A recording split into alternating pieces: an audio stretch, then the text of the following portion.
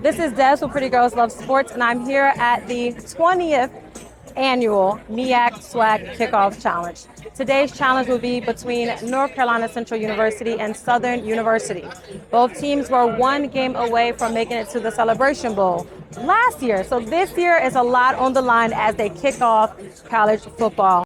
Earlier in the week, I got to sit on a media call of the Red Lobster Band of the Year, and the director from the Human Jukebox, which is Southern University, and North Carolina Central's band directors got on and had some positive things to say about each other, but they're really looking forward to bringing forth what they have for their programs. As you know, the Human Jukebox has that reputation, and everybody is expecting nothing short.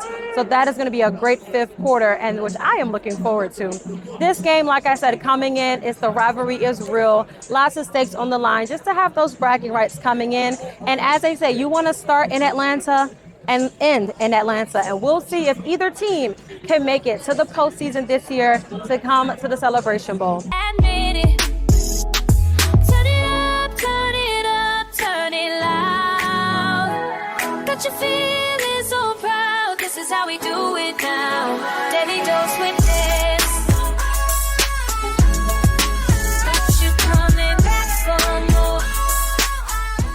And I'm going to be going over my thoughts, opinions, and game recap of the 2025 Cricket MEAC SWAC Kickoff Challenge that pitted North Carolina Central Eagles versus the Southern University Jaguars. Both teams were one game away last season from making it to the Celebration Bowl, so coming into this game was really like a redemption game. It was really something to really put a stamp on it, start the season off strong, and really just move forward. The game does count, but it does not go toward their conference play because they're in different conferences. Obviously, one's the MEAC and one's the SWAC.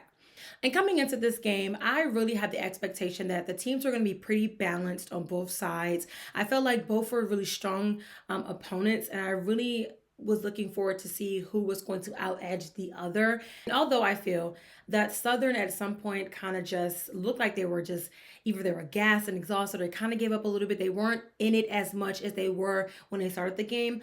I don't want to necessarily say that the Eagles won the game, by the way, 31-14. But I don't want to say that they won the game because they were just outright the better team. I feel like my expectation of them being balanced was very accurate. They played just as good as each other. They both have explosive running backs on their side.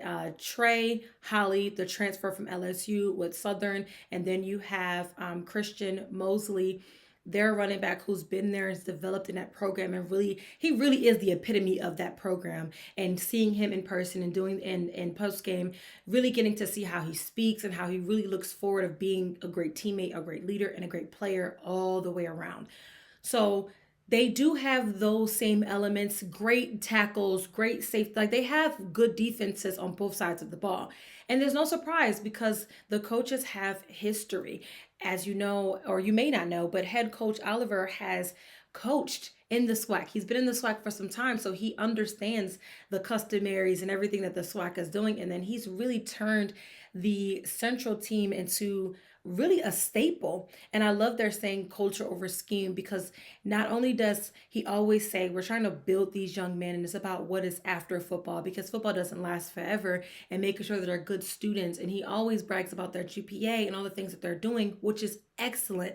But then you also see how well disciplined his team is, and how put together they are, and how developed. And he talked about that in the post game, which I really appreciated him really talking about the development of the players and why they've come such a far, why they've come along so far, and why they decide to return is because they are developed there and they want to continue to play for a program that they really believe in. And I think that's so refreshing nowadays when you're in a system and you see all this stuff about college football. Everything is usually about transferring and getting money and NIL, and there's not a lot of talk of development for your programs. So getting in that, I think it's always something to highlight for the programs. I'm not saying Southern doesn't do the same thing, but Coach Oliver really touched on that and really amplified that in his post-game conference. But before I'm getting ahead of myself talking about post-game, let's get into the actual game day atmosphere. So, the first, I say it's a pre-quarter. The pre-quarter with the bands coming in and getting all started. The sound machine of North Carolina Central was there seated early and they were ready to go. And then once Southern came in, everybody was just like all eyes on Southern, and the Central band started to play as they were walking in, and it was just like, okay, they're ready to get this thing started. Like, this game is ready to get started. They understood the assignment in the way of like, you have to really just put yourself out there and be fearless. And I think Dr. Wilson over there, the band director, is fearless in that way. He did mention how he loved listening to Southern when he was a student, but now it's like, we got to bring our very best. We got to give you the best that we got. And they tried. They tried. But I like to say you can't compete where you can't compare. And honestly, the human jukebox just took it away. They just took it away. It's just something about it. I do want to say that they were correct. Seeing the band in person rather than hearing it online, completely different experience. And it just really just blew me away. And in a minute, I'm going to talk about the halftime show. But they got the game started for me. Like, that's when I knew it was go time. We were ready to get it cranked up. Okay. And then the teams ran out and it was like, okay, North Carolina Central showed out a lot better than I expected them to. Not saying that they wouldn't, but I think they're maybe 4 hours away. Well, no, they would probably be maybe 5 hours or so away from Atlanta. They traveled really well. Southern didn't even question. I already knew that they were going to show up in droves, and they did. And the pride was there. I love seeing the pom-poms and things. It was just, getting the whole experience ready. If you haven't experienced it in person, you need to experience one of these, like whether if it's a classic, whether if it's the Celebration Bowl, the kickoff, you need to experience this in person for yourself because it is a different experience. It makes you understand why everything is so magical, as I call it, because you have the band, you have the fans, and then you have the teams really duking it out and giving you their best performance that they have. So kickoff was at 7:44 and then we were ready to go. So the thing that I noticed right off the bat with North Carolina Central was that I don't know if this was their game plan and this was a part of their scheme, but from the very beginning, they controlled the clock. And as most people know, the team that controls the clock the most typically is the team that wins. And they controlled the clock right out the bat. First drive, 6 minutes long, got a score. Southern came out hot, heavy, fast, scoring in a minute and I think a half. Minute 31, minute 32, whatever it was under 2 minutes. Like, took off, got the score, hit back right away. Great that you have a fast-paced, hurry-up offense and getting it down the field, but that's good for 2-minute drills. I feel like where it went wrong for Southern during the game was because they were so fast, and then they started to make minimal mistakes, right? Minimal mistakes as getting them off 3 and out. In those type of situations, you need your offense to be able to help your defense. The offense was getting off the field so fast that the defense did not have enough time to recover. And then they were getting back out there for another 6-minute drive. So they're going for so long on the field, they needed time to recover. Southern has a bomb defense. The defense can do great things, and they did for a while. They struggled a bit with stopping the run in the red zone, but for the most part, the defense was holding up. But if you look at the circumstances, they had a lot of great plays from fumble recovery. And I commended the teams, both sides, for basically almost the first half, there were no penalties called. At the end of the second quarter, as we were heading into halftime, I think that was the very first time we got a flag call. And to me, that just speaks to the discipline of both of these teams. And I attribute that to the coaching staff. Because in order for you to have a disciplined team that respects you enough and they're locked in enough and focused enough on what they have to do, they have to be ultra disciplined. And it, like I said, it comes from the coaching. The second half came around, and this is the time where I'm thinking that, Southern's going to come out and they're going to be readjusted. Really taking care of Christian Mosley over there, the running back. He was the problem, in my opinion. They had other people on as well, but he was the person making the most explosive plays all game. And I don't feel like they came out with a scheme to handle or to cover him properly. Again, like I said, getting off the field super duper quickly was also a problem there, but there was no game plan for Mosley, and they just kept chipping away and chipping it away. Central did speed up their play clock time, and they did get a couple drives that were like, a minute here, 2 minutes here. But at the end of the day, they really controlled the game from the very beginning. And because they controlled the game, because they stayed more poised, because they had less penalties than Southern did, I feel as though that's why they overall won the game. The quarterback did lose the ball that one time, but he was very poised. He was very much in control of the O-line, very much in control of what was going on for the offense. And that speaks to the volume and the leadership that he has on that side. Same thing with McCoy, but I just felt like at some point he got a little, I think maybe a little frustrated, a little razzled. I'm not really sure what that was, but making the minor mistakes, losing the ball, and then getting to the point where he had to be replaced with another quarterback. And at this point, it's like, okay, I understand you're trying to give somebody else a chance. You're trying to figure out maybe the person that comes in is going to give you a little boost. We see it happen all the time, right? But I feel like that was a little bit too late. I feel like waiting until, I can't remember if it was the third or the end of the third or fourth quarter, whenever he got in, I feel like that maybe was a little bit too late, because now at this point, you're trying to catch up from behind. Again, I don't think that North Carolina Central was just the outright better team. I feel like with a better scheme and getting them to slow the game down a little bit, I feel like getting more in the groove. I don't feel like they ever kind of got in the groove, because again, their scoring plays were really, really fast. And when they tried to march down the field, they were making minor mistakes. This is breaking their rhythm. It's breaking their rhythm every time. I think that they can fix those minor things and be ready to face Mississippi Valley next week on the road. They're going to the Delta, the swamp. I think they can do it, though. They just got to readjust a little bit. Iron out some of them kinks. And that's why, it's the first game of the season. So there's going to be some kinks that need to be ironed out, and now they see them and now they know them. So I expect them to look a lot more polished and just more ready coming into the next game. As Coach Graves said, their goals are still intact. They have no reason to, start getting down on themselves. They have no reason to fall off and say that this is the end all be all. No, it's the first game of the season. It's not a conference game, luckily. And it just means that they can't go undefeated now. But now they got to take it week by week, and they just got to keep, hashing it out and ironing out the kinks and fixing the minor mistakes. And really, they got to play a full 4 quarters of football. And I think that's something that all the coaches say, that they got to play the entire game. The way that you start has to be the way that you finish, if not better. And I think that North Carolina Central, even though, like I said, Coach Oliver said they played above average, I do feel as though that is something that they did really, really well. And as I've talked about the game, here are some highlights for you to enjoy.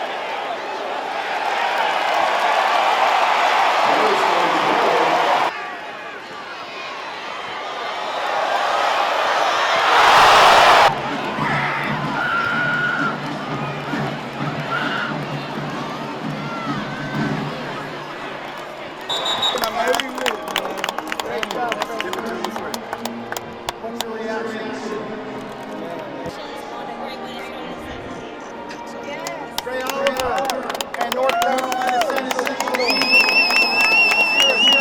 North Carolina Central. Coach, congratulations. Coach, you want more? Hey, Coach, North Carolina Central. There you go.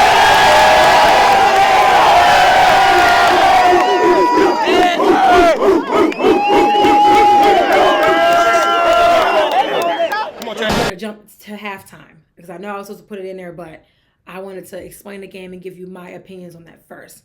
Halftime for me was hands down Southern handled business as expected. North Carolina Central went first. I thought that they did a good job. For them to come out there smaller in size, they did a good job. I feel like they stayed to their style. I feel like they kind of gave their school vibe and spirit. I think that the girls did a great job as well.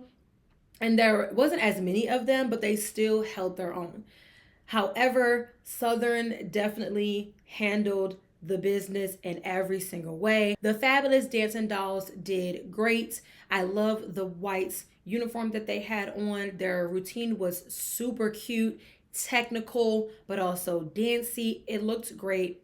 I feel like they really showed exactly what they are, who they are, and why they are the standard. The lines were beautiful with the band. The sound was loud and thunderous. It just was like, this is why we come to the game.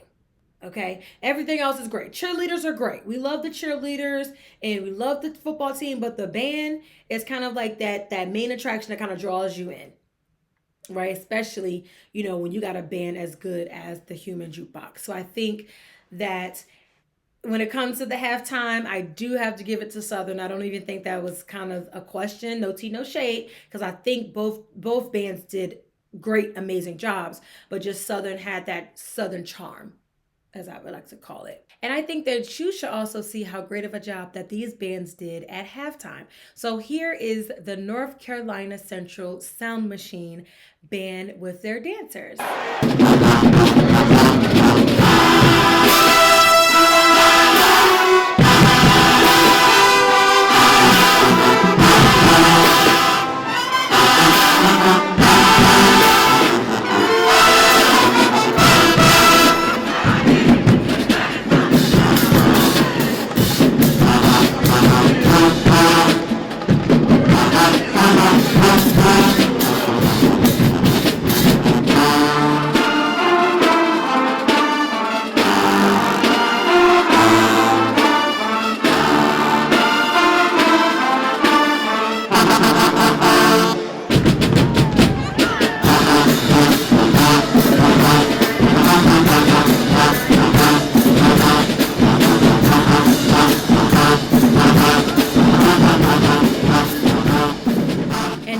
You can see the fabulous dancing dolls with the Human Jukebox.